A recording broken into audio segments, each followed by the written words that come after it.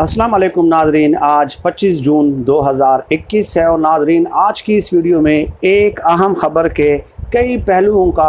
अहाता करने की कोशिश करेंगे। नाजरीन यकीनन आपके इल्म में है कि कल इस्लामाबाद हाई कोर्ट ने अल अज़ीज़िया और एवन फील्ड रेफरेंसेस में या केसेस में जो महफूज फ़ैसला था वो सुना दिया है। नाजरीन ये याद रहे कि एवन फील्ड रेफरेंस में जो शरीक मुलज़िमान या मुजरिमान हैं वो हैं मरियम नवाज़ साहिबा और कैप्टन सफदर साहब और मरकज़ी मुलज़िम या मुजरिम नवाज़ शरीफ साहब हैं। जबकि अल अज़ीज़िया रेफरेंस में नवाज़ शरीफ साहब को इनफरादी तौर पे सज़ा हुई थी। अल अज़ीज़िया रेफरेंस को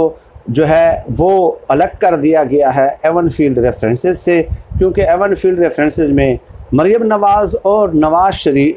कैप्टन सफदर पाकिस्तान में मौजूद हैं, इसलिए 6 जुलाई से उसकी समाअत होगी। हालांकि कानूनी हलकों में ये सवाल भी बदस्तूर सवाल उठा रहा है ये सवाल कि मरकज़ी मुलज़िम एवन फील्ड रेफरेंस में नवाज़ शरीफ साहब हैं, तो वो अगर मौजूद नहीं हैं, उनकी गैर मौजूदगी में मरियम नवाज़ और कैप्टन सफदर जो कि शरीक मुलज़िमान या मुजरिमान हैं, सिर्फ़ उन्हीं की गवाही को या उन्हीं की पेशी को काफ़ी समझना क्या कानून के उसूलों को पूरा करता है या नहीं, तो ये कानूनी माहिरीन ही इसका बतरीक़े एहसन जवाब दे सकते हैं। अब बात करते हैं नाज़रीन अल अज़ीज़िया रेफरेंस में। पहले कहा जा रहा था कि शायद शरीफ ख़ानदान को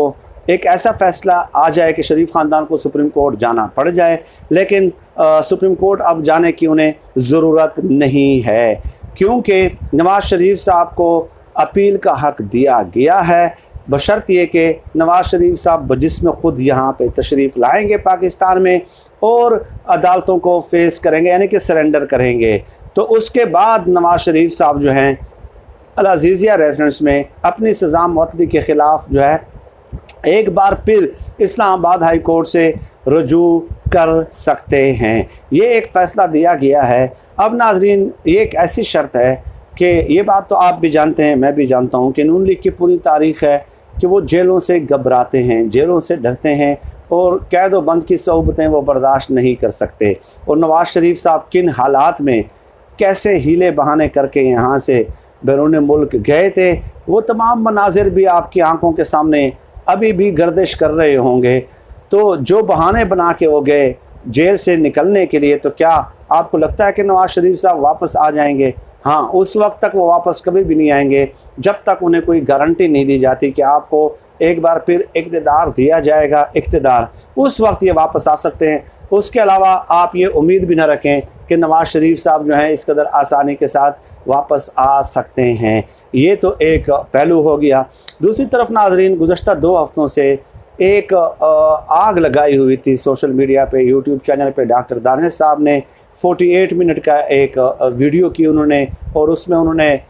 इरफान कादर साहब जो साबिक अटार्नी जनरल हैं उनसे इंटरव्यू भी कंडक्ट किया, और चंद कानूनी जो सुकम हैं, जो खामियां हैं नवाज़ शरीफ साहब को नाअहली के हवाले से या सज़ाएँ देने के हवाले से, वो भी उन्होंने पॉइंट आउट किए और 48 मिनट के वीडियो लॉग में डिस्कस किए कि नवाज़ शरीफ की सज़ाएँ भी मुअत्तल हो सकती हैं और नवाज़ शरीफ की तहयात नाअहली जो है वो भी ख़त्म हो सकती हैं। ठीक है, ये डॉक्टर दानिश साहब ने गुज़श्ता 2 हफ़्तों से इसी एक केस को लिए हुए हैं और टेकअप किया हुआ है। तो यकीनन डॉक्टर दानिश को की भी तसल्ली और तशफ़ी हो गई होगी कि उनकी उम्मीदों पे भी जो है ना पानी फिर गया है, क्योंकि ये बात मैं तस्लीम करता हूँ कि बहुत सारे जो है ना यूँ समझ लें कि रियायत दी गई है इस्लामाबाद हाई कोर्ट में शरीफ ख़ानदान को एक बार फिर, लेकिन ये जो शर्त लगाई गई है कि नवाज़ शरीफ साहब को ख़ुद हाजिर होना, ख़ुद मुल्क में आना पड़ेगा, ये बहुत बड़ी शर्त है। ठीक है, अगर डॉक्टर दानिश समेत उनके तमाम वफ़ादार सहाफ़ी, एंकर्स और तज्ज़ियाकार इकट्ठे होकर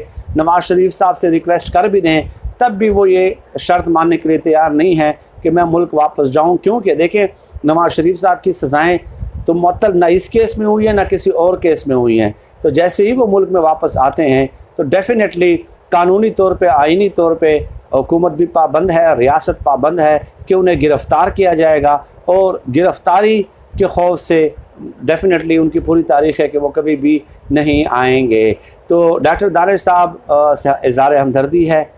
ठीक है, और अफसोसनाक है ये बात, क्योंकि डॉक्टर दानिश साहब बड़े फ़ख्रिया अंदाज से कह रहे थे कि जो मैंने कानूनी नुकात उठाए हैं, कानूनी सुकम और खामियां बयान की हैं उन फ़ैसलों में, तो उसमें